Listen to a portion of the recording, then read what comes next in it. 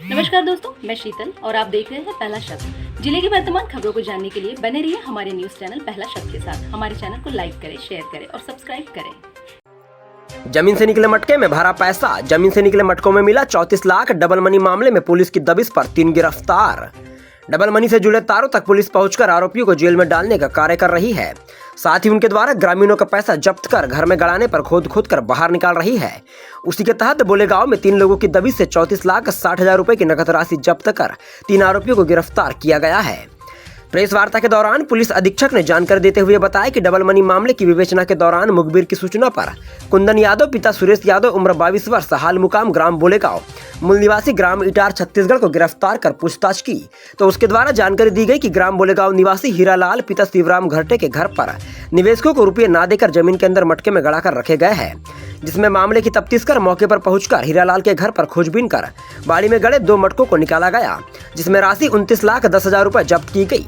उन्होंने बताया कि इसी कड़ी में प्रकाश पिता विष्णु मुरकुटे ग्राम सुनार काकोड़ी निवासी को पकड़कर उसके कब्जे से 4 लाख 80 हजार रुपए, युवराज पिता सुंदरलाल परिहार भानेगांव निवासी को पकड़कर उसके कब्जे से 70 हजार रुपए, इस तरह कुल 34 लाख 60 हजार रुपए की नगद राशि जब्त की गई है। साथ ही उन सभी आरोपियों को जमा योजना प्रतिबंध अधिनियम 2019 के तहत गिरफ्तार कर उनसे पूछताछ जारी है। रुपयों को डबल करने के मामले में बालाघाट पुलिस लगातार कार्यवाही कर रही है, जिसके चलते पुलिस अधीक्षक समीर सौरभ के निर्देशन में पुलिस ने बोलेगांव में दबिश देकर बाड़ी में गाड़ कर रखे 2 मटकों को निकालकर उसमें से 29 लाख 10 हजार रुपए जब्त किए हैं। साथ ही 3 आरोपियों को भी गिरफ्तार किया है। पुलिस ने आरोपियों के कब्जे से नगद राशि जब्त कर उनके खिलाफ मामला दर्ज कर जांच शुरू कर दी है। पैसा लौटाने के बजाय कर रहे धोखाधड़ी।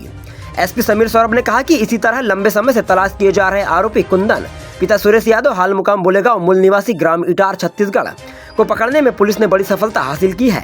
उन्होंने बताया कि डबल मनी करने वाले आरोपी अब निवेशकों के रुपयों को लौटाने का काम ना कर उनके साथ धोखाधड़ी कर रहे हैं। जेल से बाहर आए करीब 4 माह से अधिक का समय हो चुका है। अगर आरोपियों का मन होता कि पैसा लौटाना है तो अब तो वह लौटा देते, लेकिन वह लौटाने के बजाय उनके साथ धोखाधड़ी का काम कर रहे हैं। उन्होंने कहा कि आरोपियों द्वारा कहा जा रहा है कि पैसा लौटाने में पुलिस रोड़ा बनी हुई है, लेकिन ऐसा बिल्कुल नहीं है।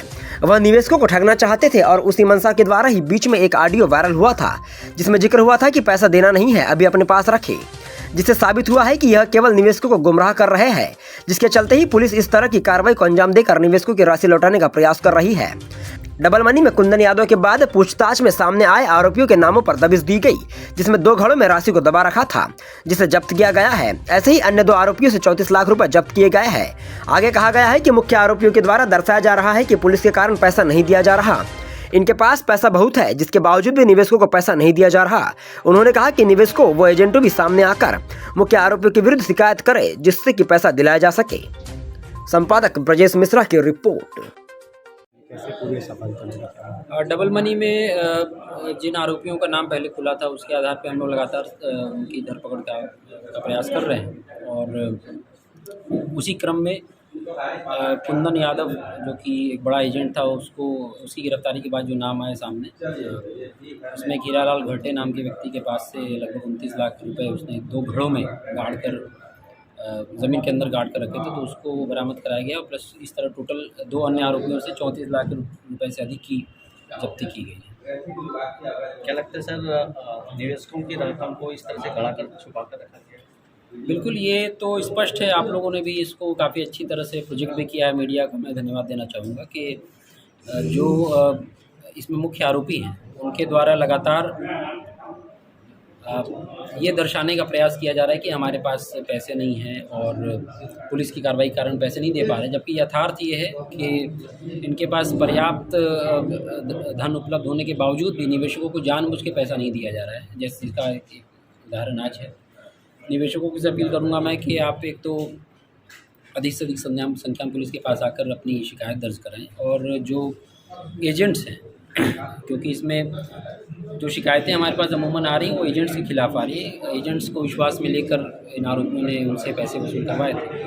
तो एजेंट से भी अपील है कि आप लोग कृपया मुख्य आरोपी उनके विरुद्ध सामने आएँ और अपनी शिकायत दर्ज कराएं कि आपको झांसा देकर, छलावा देकर इस तरह की स्कीम्स में निवेश करवाने के लिए बाध्य किया गया, ताकि इनके ऊपर हम लोग कार्रवाई कर सकें। जिन निवेशकों ने पैसा लगाया वो सरकारी डिपार्टमेंट से भी जुड़े हुए, तो उनको कहीं ना कहीं डर लगा है कि ये पैसा हमारे पास कहाँ से आया है, इसकी इंक्वायरी ना हो जाए डिपार्टमेंट में। नहीं, इसमें दो चीज़ें हैं। आपका पॉइंट बिल्कुल सही है। जो शासकीय सेवक है तो अगर उनकी आय से अधिक संपत्ति का पता चलेगा तो वो एक अलग मैटर है, परंतु यदि एक ऐसा अमाउंट इन्वेस्ट किया है उन्होंने जो कि बोनाफाइड है, तो इसमें कोई क्रिमिनल कार्रवाई नहीं बनती।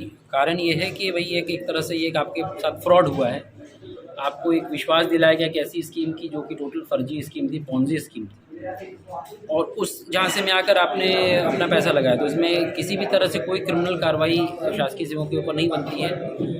और यदि आप सामने आते हैं तो डेफिनेटली पुलिस और प्रशासन के माध्यम से, कोर्ट के माध्यम से प्रयास किया जाएगा कि आपने जो पैसा लगाया वो आपको नियमानुसार वापस कराया जाए।